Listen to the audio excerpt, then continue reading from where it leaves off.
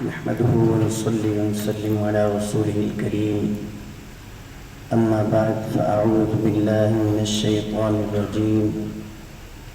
بسم الله الرحمن الرحيم.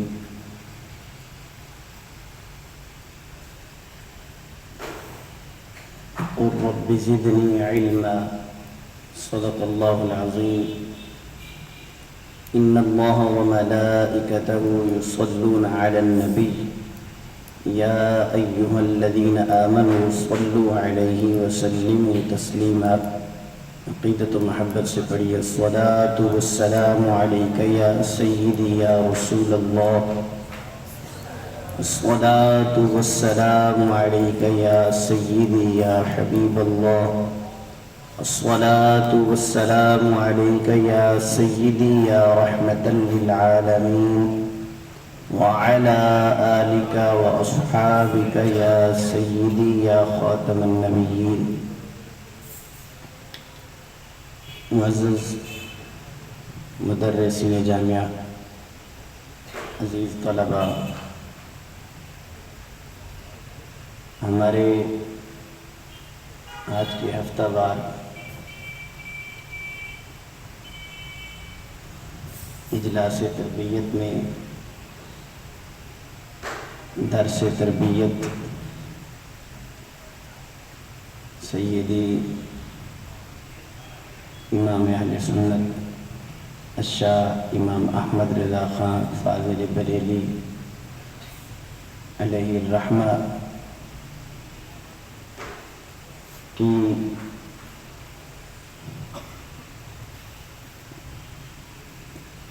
تعلیم اور دوران طالب علمی کے ہم سب کے لیے جو تربیتی واقعات ہیں اس حوالے سے انعقاد پذیر ہے.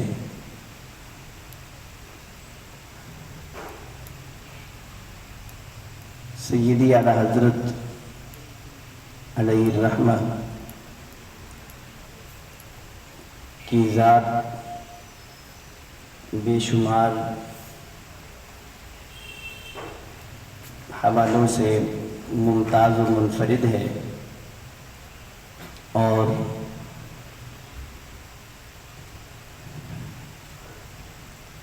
آپ کی علمی کاوشیں اور تجدیدی کارنامے و خدمات کا مرکز و محور میرے اور آپ کے پیارے آقا نبی رحمت صلی اللہ تعالی علیہ وآلہ وبارک وسلم کی ذات پاک ہے.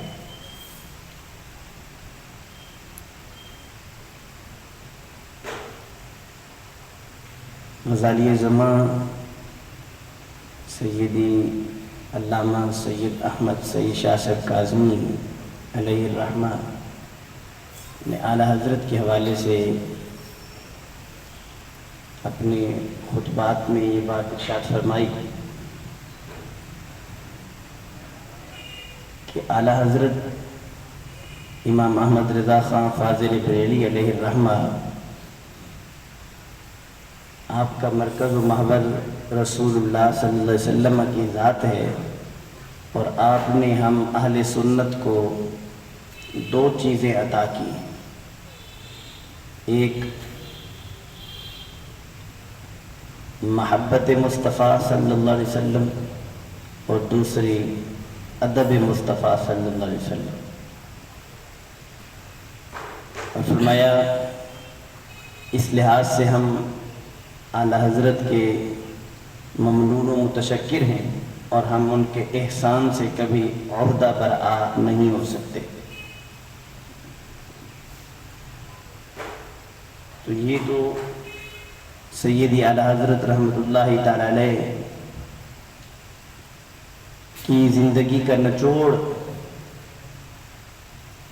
اپنے وقت کے غزالی کی کہے گئے الفاظ سے آپ نے سنے ہیں آج سر دست چونکہ آپ طلبا اس وقت مخاطب ہیں اور اعلیٰ حضرت رحمۃ اللہ علیہ کی حیات مبارکہ سے آپ نے رہنمائی پانی ہے، تو اس لحاظ سے دور طالب علمی کی چند باتیں میں آپ کی خدمت میں پیش کرنے لگا ہوں۔ طالب علم کے لیے ایک بات یہ ضروری ہوتی ہے کہ وہ اپنے استاذ گرامی کے سبق پر، درس پر پوری توجہ دے، اور اگر کوئی بات اس کی سمجھ میں نہ آئے تو استاد سے استفسار کرے، استاد سے سوال کرے، استاد سے پوچھ لے۔ سیدی اعلیٰ حضرت علیہ الرحمہ ابھی آپ کی بسم اللہ خوانی کی تقریب ہے اور آپ کے دادا جان بھی اس تقریب میں تشریف فرما ہیں۔ حسب معمول جس طرح بچوں کو بسم اللہ شریف پڑھاتے ہوئے عربی کے حروف تہجی الف با تا سا پڑھایا جاتا ہے، تو استاد گرامی نے بسم اللہ شریف پڑھانے کے بعد جب الف با تا سا پڑھانا شروع کیا، ایک ایک حرف وہ بتاتے گئے اور امام احمد رضا خان فاضل بریلی الرحمہ وہ ساتھ دہراتے گئے۔ جب استاد گرامی نے پڑھایا لام الف حروف تہجی میں آتا ہے، تو آپ خاموش ہو گئے اور مستفسرانہ یعنی سوالیہ نگاہوں سے اپنے دادا جان کی طرف دیکھنے لگے کہ یہ لفظ گویا کہ آپ کے دادا جان نے اپنی فراست اور نور بصیرت سے بھانپ لیا کہ اس برخوردار کا سوال یہ ہے کہ یہ بیان تو مفردات کا چل رہا تھا، مفرد حروف چل رہے تھے الف با تا سا، تو ان کے درمیان یہ لام الف یہ مرکب یعنی دو حرفوں کا مجموعہ یہ کیوں آ گیا ہے؟ تو آپ کے دادا جان نے فرمایا کہ بیٹا استاد صاحب جو پڑھا رہے ہیں ان کی تعمیل کرو۔ آپ نے لام الف تو پڑھا، لیکن یعنی اس وقت نگاہوں سے یہ سوالیہ انداز سے یہ بات باور کرائی، تو آپ کے دادا جان علیہ الرحمہ نے فرمایا کہ تمہارا سوال بجا ہے، لیکن پہلے جو الف تم نے پڑھا ہے وہ حقیقت میں حمزہ تھا، اور الف چونکہ ساکن ہوتا ہے اکیلے پڑھا نہیں جا سکتا، اس لیے اس کو کسی حرف کے ساتھ ملا کر پڑھنے کی ضرورت تھی۔ اب آپ نے ایک دوسرا سوال کیا کہ اور بھی کئی سارے حرف پڑھے ہیں با تا سا سین نون، تو الف کے ساتھ الف کو لام کے ساتھ جوڑنے کی کیا حکمت ہے؟ کسی اور حرف کے ساتھ جوڑ کر بھی وہ مجبوری ختم کی جا سکتی تھی کہ ساکن سے پڑھنا مشکل ہے، تو کوئی اور حرف ساتھ ملا دیا جاتا۔ تو آپ کے دادا جان کی آنکھوں سے آنسو آ گئے اپنے پوتے کی اس فراست علمی پر اور اس کے ذوق علم پر۔ تو آپ نے فرمایا بیٹا اصل میں لام اور الف کے درمیان صورتاً اور سیرتاً مشابہت اور مناسبت ہے۔ لام اور الف صورتاً اور سیرتاً ایک جیسے ہیں۔ صورتاً تو اس طرح کہ آپ لام الف لا اگر لکھتے ہیں تو آپ دیکھیں گے کہ لام کا جو آغاز ہے اس کا سرہ ہے وہ الف کی طرح ہی ہوتا ہے۔ مختلف یعنی رسم الخط میں عربی میں یا اردو میں آپ لام الف لکھ کر دیکھیں تو لام اور الف کی شکل ایک جیسی بنتی ہے۔ تو صورتاً ایک جیسے ہیں اور سیرتاً بھی ایک جیسے ہیں۔ وہ اس طرح کہ جب آپ لام لکھیں گے یعنی جو لام کا اسم ہے، یعنی لام الف میم لام، آپ اس کے درمیان میں جو حرف آیا ہے وہ ہے الف، اور جب آپ الف لکھیں گے حمزہ لام فا تو اس کے درمیان میں جو آ رہا ہے وہ ہے لام، تو لام کا قلب الف ہے اور الف کا قلب لام ہے، تو اس لحاظ سے ان کا دل ایک جیسا ہے، سیرتاً بھی ایک جیسے ہے۔ آپ کے دادا جان علیہ رحمہ نے آپ کے اس سوال کا جواب بھی دیا اور آپ کو سمجھایا۔ تو میں یہ عرض کر رہا ہوں کہ جس بچے کی فاتحہ خوانی اس قدر سوالات سے بھرپور ہو، وہ اپنے استاد کو بعد میں کتنے سوالات استاد سے کرتے ہوں گے، اور کس قدر علمی انہماک کے ساتھ انہوں نے علم کا حصول اپنے لیے یقینی بنایا ہوگا۔ اپنے والد گرامی سے آپ مسلم الثبوت جب پڑھتے تھے تو اس کے کسی مقام پر آپ کے والد گرامی نے متن پر جو ہے وہ حاشیہ چڑھایا تھا اور اعتراض قائم کیا تھا۔ آپ نے جب اس کتاب کو پڑھا دیکھا تو والد محترم کا وہ اعتراض بھی نظر سے گزرا، تو آپ نے اس مقام کی متن کے اس مقام کی ایسی تشریح کی، اس کے اوپر اور حاشیہ لکھا، ایسی تشریح کی کہ وہ اعتراض سرے سے وارد ہی نہ ہو، اس اعتراض کا جواب ہو جائے۔ آپ کے والد محترم نے جب اس کو پھر کتاب کو دیکھا اور تحریر پڑھی تو فرمانے لگے کہ تم مجھ سے پڑھتے ہو یا مجھے پڑھاتے ہو؟ یعنی اس جواب کو جو تقریر آپ نے کی تھی امام احمد رضا خان فاضل بریلوی علیہ رحمہ نے، والد محترم نے اس کو سراہا اور تحسین کی اور فرمایا بالکل جو تم نے بات جو تشریح تم نے کی ہے اس کے مطابق متن کی تشریح کرنے کی صورت میں اعتراض قائم نہیں رہتا، تم مجھ سے پڑھتے ہو یا مجھے پڑھاتے ہو۔ اب یہ ایک ابتدا تھی اور ایک انتہا ہے، یعنی فاتحہ خوانی کی تقریب اور پھر مسلم الثبوت جیسی کتاب پر استاذ کے یعنی نقد پر پھر جو ہے اس کا حل اور اس اعتراض کا جواب، یہ امام احمد رضا خان فاضل بریلوی علیہ رحمہ کے حصول علم میں جو آپ کا طریق تھا، جو ہمارے لیے یقیناً بہت سے جو ہے وہ درس اپنے اندر لیے ہوئے ہیں، ان کو واضح کر رہا ہے۔ اسی طرح آپ کا علمی کمال یہ تھا کہ 4 سال کی عمر میں، جبکہ آج کل کے ہمارے بچے یعنی وہ اپنا خیال ہی نہیں رکھ پاتے، 4 سال کی عمر میں آپ نے پورا قرآن پاک پڑھ لیا تھا، پورا قرآن پاک آپ نے پڑھ لیا ناظرہ، یعنی دیکھ کر پورا قرآن پاک 4 سال کی عمر میں آپ نے پڑھ لیا۔ اور حفظ کا واقعہ تو بات کا ہے کہ آخری عمر میں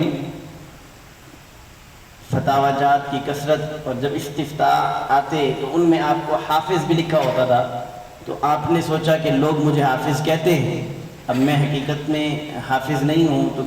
جو ہے وہ میرے بارے میں یہ خوش فہمی اور حسن ظن رکھتے ہیں، تو ان کے اس گمان کو حقیقت میں تبدیل کر لیا جائے۔ تو آپ نے پھر یہ معمول بنایا کہ عصر کے بعد ایک مرتبہ قرآن پاک کو ایک پارہ جو ہے اس کو تلاوت کر لیتے اور اسے جو ہے نماز تراویح میں سنا دیا کرتے تھے، یعنی 1 مہینے میں آپ نے پورا قرآن پاک حفظ کر لیا۔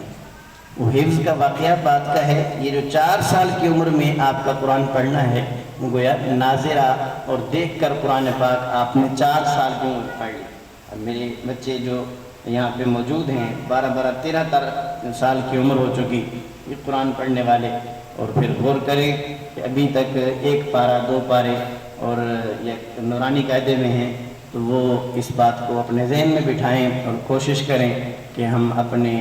اسلاف کی یادوں کو تازہ کریں اور جلد از جلد قرآن پاک کی تکمیل تعلیم میں جو ہے وہ کامیاب قرار پائیں۔ کئی ہدایت النحو پڑھنے والے طلباء بیٹھے ہیں، آپ کے بارے میں آتا ہے کہ 8 سال کی عمر تھی جب آپ ہدایت النحو پڑھ رہے تھے، تو دوران تعلیم جب ہدایت النحو پڑھ اسی کلاس میں آپ نے ہدایت النحو کی عربی شرح لکھی۔ یہ بھی آپ کے یعنی علم کے لگن اور اشتیاق کو ظاہر کر رہا ہے، کتنا یعنی وہ ابھی تو بچے ہیں لیکن اس وقت ان کو یہ دسترس اور مہارت ہے۔ کیوں نہ ہو کہ 3 سال کی عمر میں آپ نے ایک عربی شخص سے ملاقات کی، کوئی شخص وہاں اس محلے میں گزرا، عربی لباس پہنا ہوا تھا، تو اس نے عربی میں آپ سے بات کرنا شروع کی، آپ نے اس کو عربی میں جوابات دیے۔ 3 سال کی عمر میں فصیح عربی میں اس کو جوابات۔ تو جو 3 سال کی عمر میں فصیح عربی میں کلام کر سکتا ہے تو 8 سال کی عمر میں ہدایت اللہ کی عربی شرح بھی لکھ سکتا ہے۔ عزیز طلباء کرام، 6 سال کی عمر میں آپ نے پہلی تقریر فرمائی منبر پر، اور 8 سال کے ہی تھے کہ جب آپ نے والد گرامی کے پاس ایک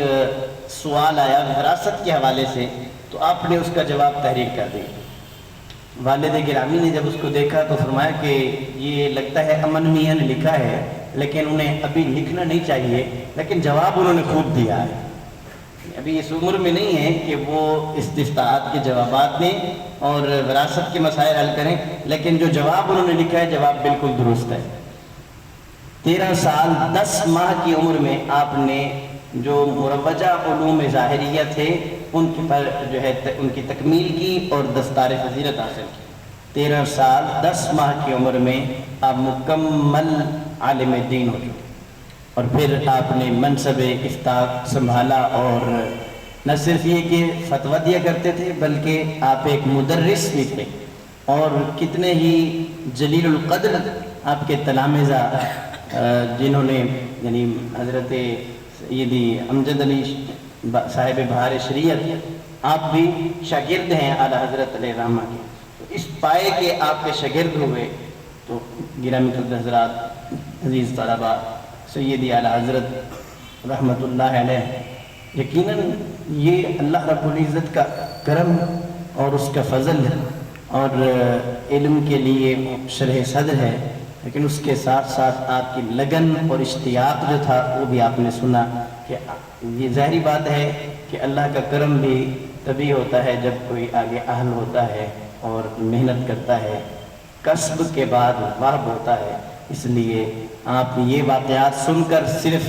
یہ سوچ کر ان سے